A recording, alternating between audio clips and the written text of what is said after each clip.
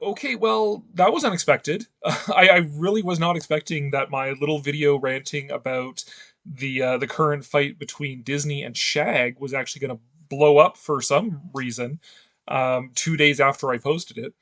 But it seems to have, and people commenting and talking with me and stuff raises certain questions that I wanted to do another video about here, um, to discuss the question of whether Disney can do Tiki without tikis. Now, this whole thing started, of course, when um, Disney, of course, commissioned Shag, of the artist Josh Agel, who's one of the best known and respected artists in the tiki scene and the mid-century modern scene, to do a mug based on the chanting pillars in the Enchanted Tiki room. And then that mug design being rejected or canceled or whatever, out of fears of cultural appropriation, that it would not be appropriate for Disney to produce a mug with designs that are inspired by Polynesian carving, ostensibly. And then Shag taking this public, putting it on his Instagram and getting the mug produced by a different company, and then talking about his dissatisfaction not just with the way this mug issue was handled, but even with prior work that he had done for this major corporation, that really treated him quite disrespectfully in terms of not reciprocating with samples of the designs he produced for his portfolio and all sorts of stuff like that. Anyways, um, now typically, and I think more or less correctly, accusations of cultural appropriation and so on levied at Tiki can be handled with "go away then. If you don't like it, you don't have to go to the tiki bar. You don't have to go into the enchanted tiki room. You can just go away and leave this for the people who aren't offended by it, who do enjoy it, who do understand it." And that's great when, it's just a bar and it's only people who like that bar that go there. But like it or not, we can't always avoid that discussion. As Tiki fans, we can't always avoid that discussion about cultural appropriation, especially when there are people in charge of some very important Tiki cultural assets, like the Enchanted Tiki Room, who don't understand Tiki culture, who don't like it, who don't approve of it. What do we do about that? What do we do about people who've been entrusted with these cultural assets who don't like and don't appreciate the culture? Especially a burn considering that Disney was in fact a leader in the preservation of tiki culture just by virtue of owning the Enchanted Tiki Room and then trying to capitalize on that and market that and create mugs for it, and then eventually the Trader Sam's uh, Tiki Bar and so on. So the question then that Disney is in fairness, Disney is trying themselves to figure out is, can you do Tiki without Tiki? Can you do tropical escapism without those things without those Tiki things that are potentially offensive to someone? And really, do we even have a choice? Do we have a choice in the matter about whether or not this is the direction that Tiki culture has to move into? Well, I have alluded a few times in a few videos to a falling out that I have had with online tiki culture, some nebulous drama that I was incapable of staying out of. Which is not to say that I don't participate in aspects of tiki culture. I know quite a few people, and I do talk with them and share with them and hang out with them and go to tiki bars and all sort of stuff. It's just the sort of online tiki scene I have to keep at arm's length because of this nebulous drama that I was involved in. And that had to do with this chart that I am putting on the screen right now. The Circle of Tiki, which was designed by Sven Kirsten, who is one of the great historians of modern tiki culture. And I certainly cannot downplay the importance of the work that he has done in preserving and chronicling historic tiki culture, and that work of preserving the past, leading to the modern tiki revival of the last few decades. I don't want to downplay that work at all.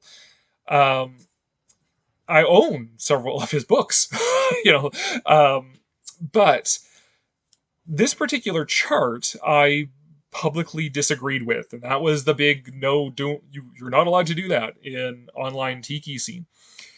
And that's because this chart presumes, this pie chart with percentages and borders and everything, presumes to outline what is tiki culture. Anything that falls outside of this literal circle is not actually tiki culture. And that has become a basis for sort of tiki purists to go off about this isn't tiki, that isn't tiki, this other thing isn't tiki, or it isn't real tiki, or so on. It doesn't fit into Sven Kirsten's little chart. And very foolhardily disagreed with this. Not because I disagreed with his knowledge in being able to describe the features of mid-century tiki culture.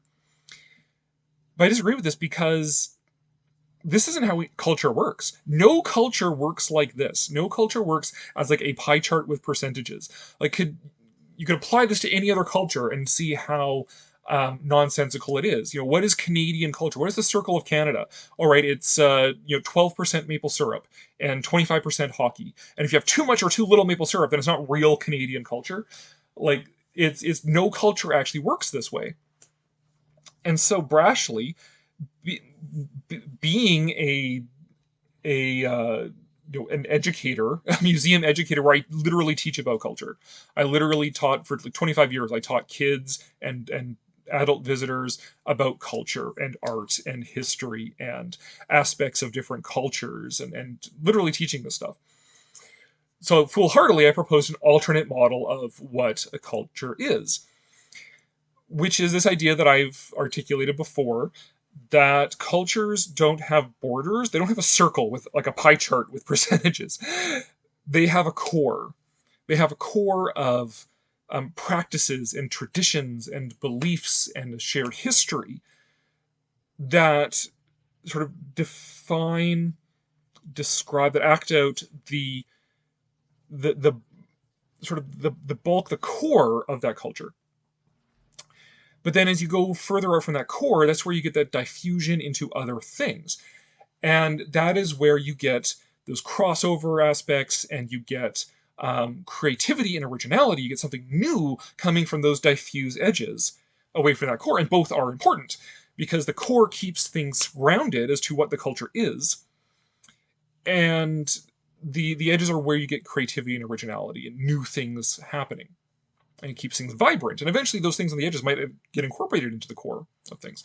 So I propose this alternate view of Tiki, where, in the center you have mid-century Tiki style. That would be where Sven Kirsten's little circle of Tiki chart is. And then it diffuses out from there. And as it's diffusing out, you start to see these other things popping in. As you see on the screen here, you see these other things sort of popping in, sort of out of the ether, right? So where are those things coming from? Where do rum-based cocktails come from? Where does Creature from the Black Lagoon come swinging in from, and so on? So then you start to fill in these gaps of where is Tiki intersecting with other things out on those diffuse fringes of the culture. So, for example, actual Polynesian cultures. Tiki culture and Polynesian culture are very different things. Tiki culture is inspired by Polynesian cultures in many ways.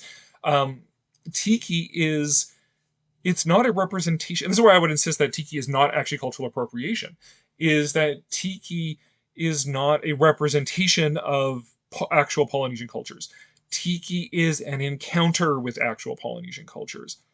It's specifically Americans' reflection on their own encounter with the South Pacific. Its landscapes, its cultures, its myths, its historical incidents, all these sorts of things.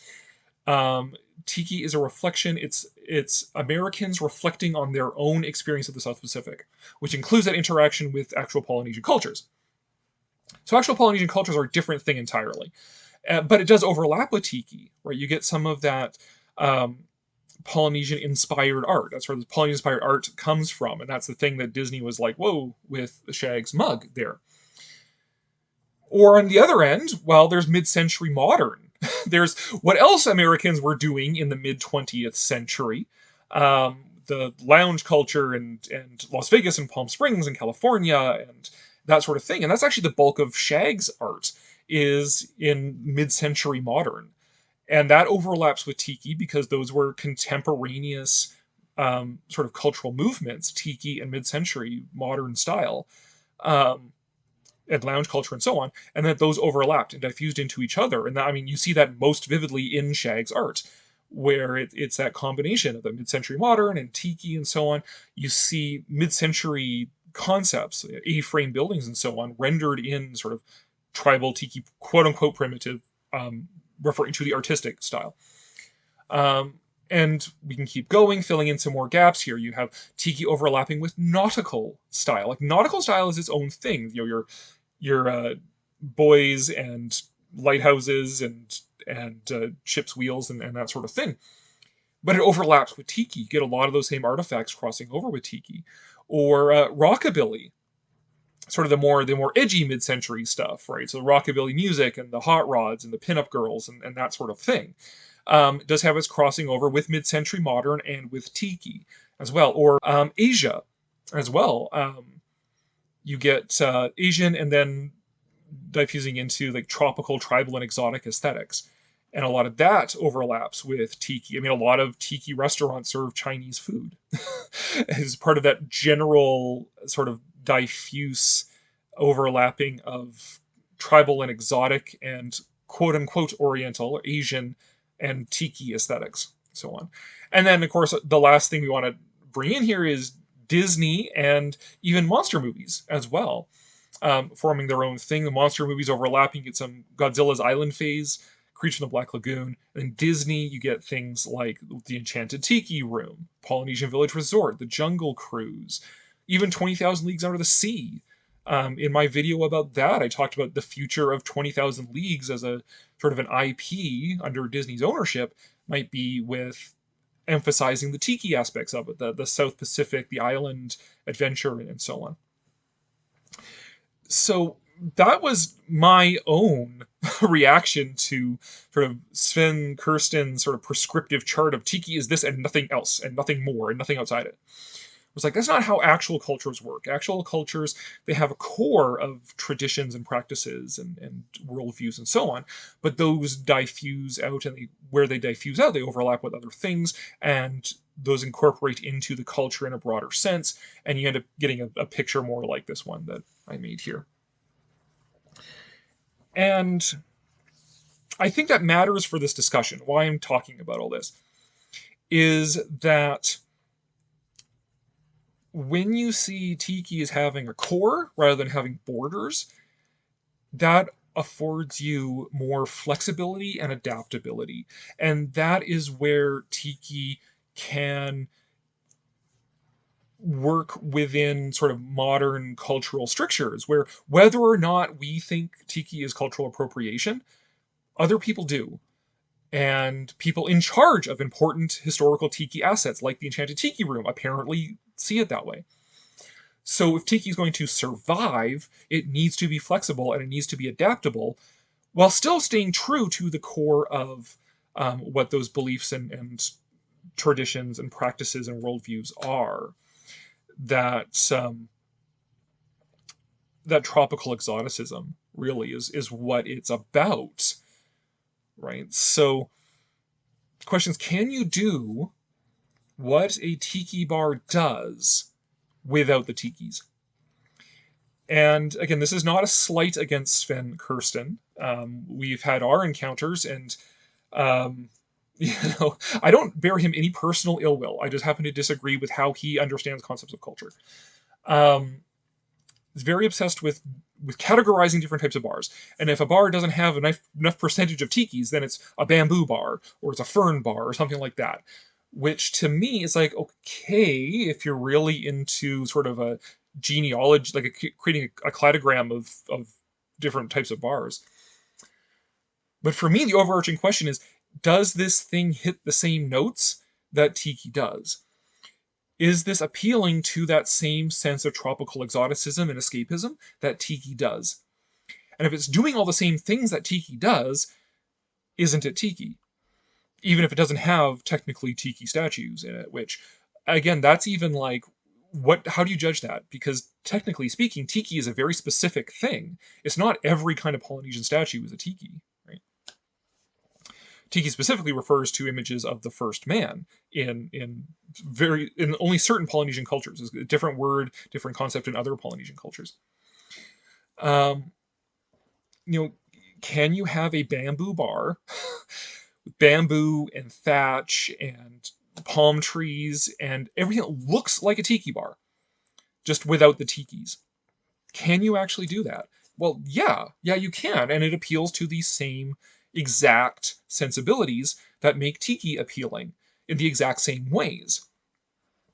You could even potentially get away with having one of these tropical escapist bars with actual Polynesian artifacts. So, like, not tikis that have been carved by non-Polynesians.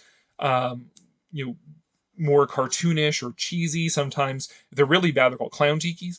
I was calling them like tiki bar tikis, modern tikis, whatever.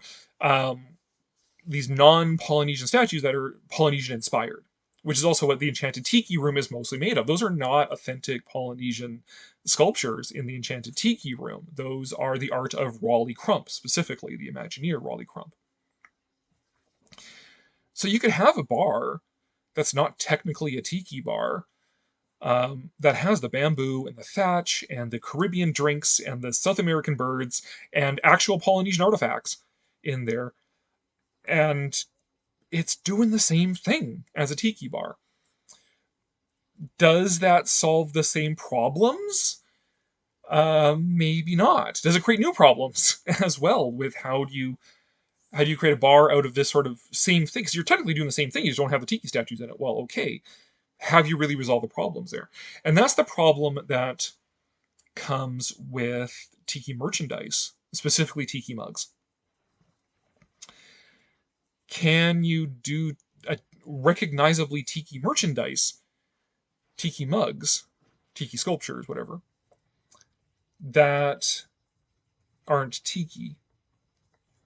And one could argue that that's what, like, sort of Western tiki art is anyways, right? That clownish sculpture by a Scandinavian artist.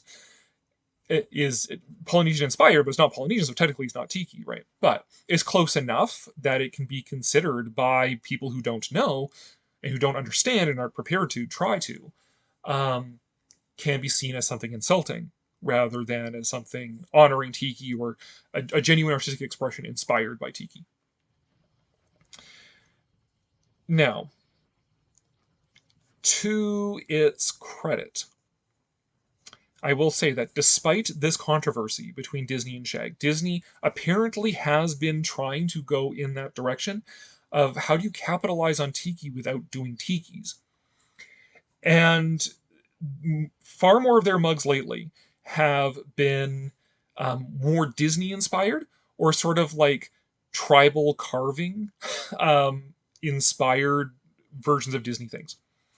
So, like one of their most recent mugs at Trader Sam's is Jose, the bird from the Enchanted Tiki room. Of course, now there's a whole other issue there of like stereotypes of Mexicans involved. So they're not out of the woods yet, but it's like this wooden sort of tribal style carving of Jose, the parrot from the Enchanted Tiki room. They did a mug of Ursula's cauldron from The Little Mermaid. They did a mug of a sort of tribal carving of Monstro the whale. And honestly, I mean, despite my misgivings about Disney and Disney not wanting me to spend money on them and whatever, that I wouldn't mind getting those mugs. I would not mind getting a giant Ursula cauldron tiki mug.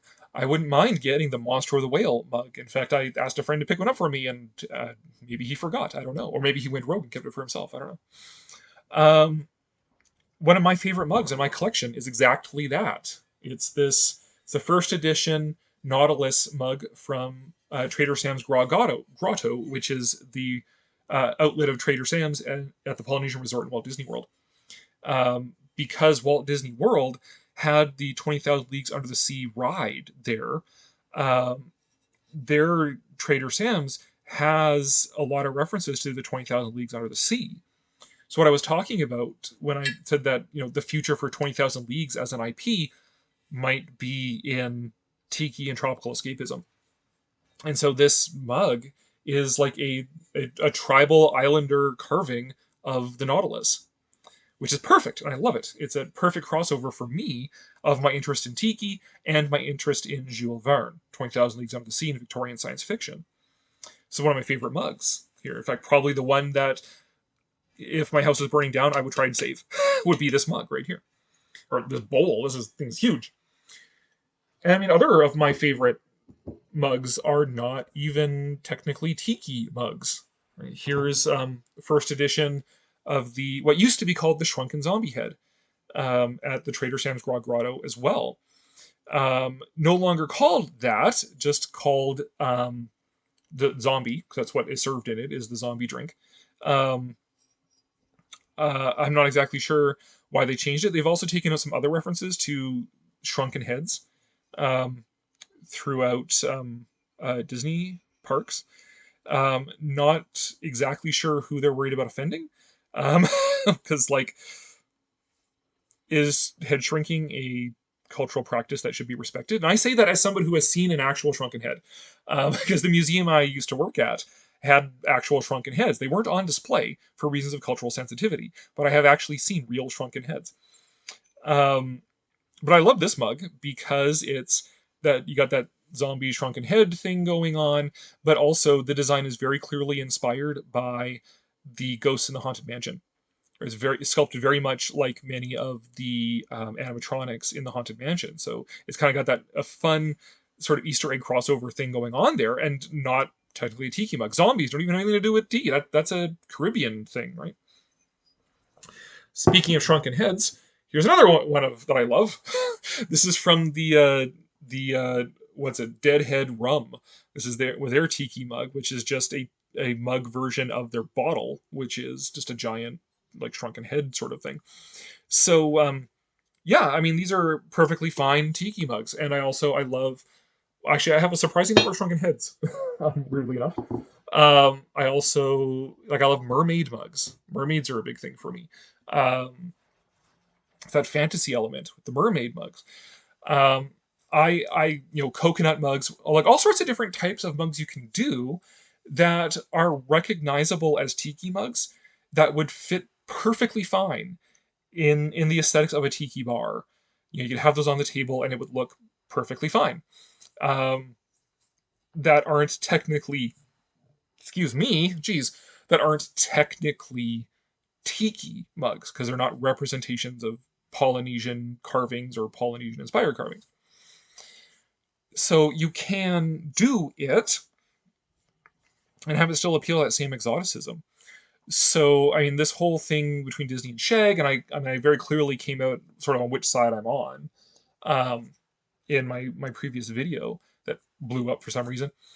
But I will say that there's nothing actually wrong with going outside of the strictures of just doing the standard sort of Polynesian style inspired carving designs and going other subjects. Mugs based on flowers, mugs based on actually a mug that I want to get of two mugs I want to get from Trader Vic's, one of the pioneering tiki bars. They have a coconut mug with just their name on it. That's the classic one. But also they have one of a chambered nautilus, of a shell, a ceramic version of a chambered nautilus shell. So I want to get one of those too. Pineapple mugs. There's also the mug designs you can do that invoke tropical escapism without actually being inspired by Polynesian carving specifically. And I say that's okay. And in fact, in some ways, that's even more interesting than just, oh, look, it's another mug of Ku. It's another Moai. um, it's out on those fringes, those diffuse fringes of the culture where you get interesting new creative things happening. that still appeals to that sense of exoticism, but it's something new, it's something different, it's something exciting, it's something original. Um, and that's where those things happen. So it's like, to me, in a lot of ways, something like, a mug of the Nautilus, or of Monstro the whale from Pinocchio, or Ursula's cauldron, are more interesting even than another mug imitating a tiki carving. Um, Now that can work for the merchandise, and if you're creating a new bar, then yeah, you can have a bar. You can make a new bar, and in fact, an increasing number of bars are doing this, where they are tropical escapist bars that resonate with tiki but don't have tikis in them. They try to avoid culturally sensitive things. And fair enough. If I were in a place to open up a tiki bar of my own, I have thought about this and said this to friends and stuff, that I would base it off of. I'm not going to give the idea freely out to the world, but I would base it on sort of fictional franchises, fictional properties that aren't going to have a risk of offending anybody. you know, you can have these carvings and whatnot and decor in there that is inspired by this particular property that this bar would be based on, that and not an actual Polynesian culture. So, oh no, you're not going to offend the people of this book, that this movie, this whatever, that this tiki bar is based on that, right? And you can, in fact, then that would even give you a certain amount of freedom, a certain amount of latitude to get creative and think about, like, what would the culture on this island, this fictional island, South Pacific, what would it produce? This isn't the idea, but for example, like, okay, you have a tribal culture on Relia, Cthulhu. What would they produce? What's some sort of Cthulhu inspired, Polynesian inspired art? What kind of culture would produce something like that? In fact, my wife actually is playing through another round of Assassin's Creed Odyssey. It's the one that takes place in ancient Greece. And it's really interesting to see they do perfect fidelity for the parts of ancient Greece that we know. And then when they hit Atlantis and it gets into sort of the mythology of the Assassin's Creed games, you get this totally different style of architecture and everything. And sort of, seeing that in a tiki bar, right, in a way that's so recognizably tropical exoticism, but not directly inspired by real Polynesian culture. And you can do all of that. However, that still leaves us with the problem of the enchanted tiki room existing. And that can't be fixed by just avoiding, like, tiki inspired, Polynesian inspired content, because, like, the problem with the enchanted tiki room is not the show. The show is either original songs by the Sherman Brothers. It ends with a traditional Hawaiian song, the Hawaiian war chant, and in between are, like, big band numbers, imitations of, like, Bing Crosby and Louis Armstrong and Maurice Chevalier. Like, if anything, it's like more dated because more people know, like, the voice that Pierre is making is Pierre rather than Maurice Chevalier. The problem with the Enchanted Tiki Room is the decor itself. It's the room that the show is in. And those tikis that are in there were designed by Raleigh Crump. Now, he was working from Polynesian inspiration, but, like, nothing in there is authentic Polynesian art.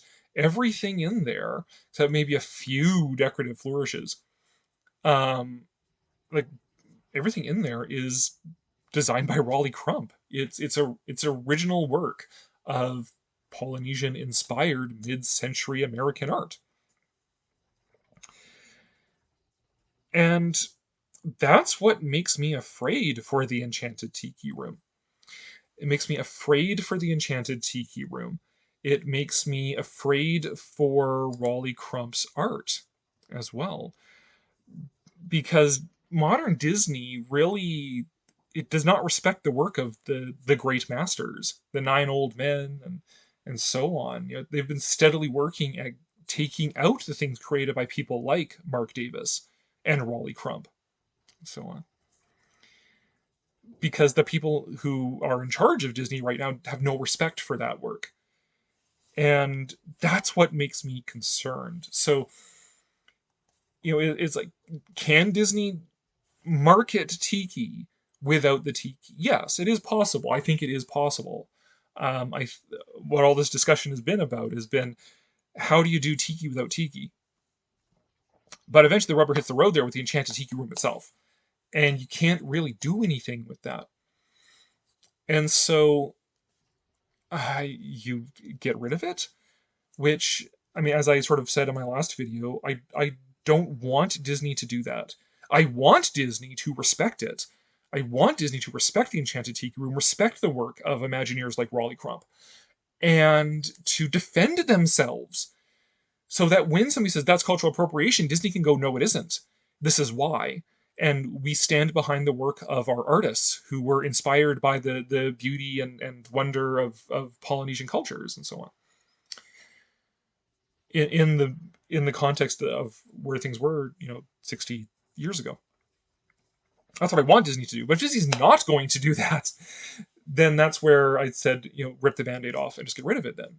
Rather than try and come up with some hacked apart version of it, where they try to fix it in a way that just makes it worse, like they've done with Pirates of the Caribbean and Mark Davis's work. Like, they took out the auction scene. I would have rather that if they were going to take out Mark Davis's brilliant auction scene, which I could do another rant about that and why that was actually a brilliant piece of a brilliant tableau of comic art. And they replaced it with nothing, like as a comedy dead zone. And but it's still like this bad auction scene to remind you it used to be a good auction scene there. I'd rather just take out the auction scene entirely and replace it with something else. Put a different scene in there because the new auction scene doesn't work. Same thing with this, right? Like, if you're going to take out the Enchanted Tiki Room, just take it out. And don't renovate it into something that just reminds us of how good the Enchanted Tiki Room used to be. That's what happened with Enchanted Tiki Room under new management, is that it just called attention to how good the real Enchanted Tiki Room was. So I would prefer Disney defend themselves and defend the work of their Imagineers and defend Walt Disney. But if they're not going to do that, then just get rid of it entirely. But as far as like merchandising and things goes, yes, I do think you can do Tiki without Tiki. And in some ways, that's not a bad thing. Again, I'd prefer for Tiki to defend itself, but in the eyes of a broader public that doesn't understand, this can be an opportunity to maybe get a little more creative and to indulge a tropical romanticism and tropical exoticism that isn't as reliant on certain percentages of Polynesian inspired carvings, and that you have to have that or else it doesn't count.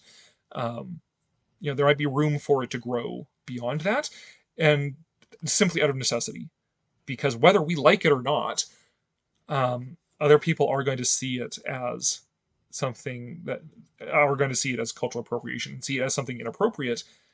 And sometimes those people who see it that way are the people in charge of some important historical Tiki assets like the Enchanted Tiki Room.